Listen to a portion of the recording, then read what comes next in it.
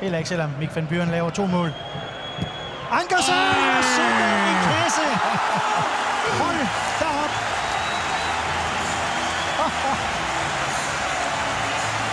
Peter Ankersen.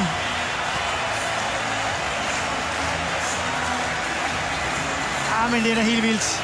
Altså lad os bare lige hurtigt lukke ned. Forsvarsspil, det er ikke eksisterende i den her periode, men når det er sagt, uanset hvordan du vender og drejer det, så er det jo en top detalje, han får lavet og får faret sin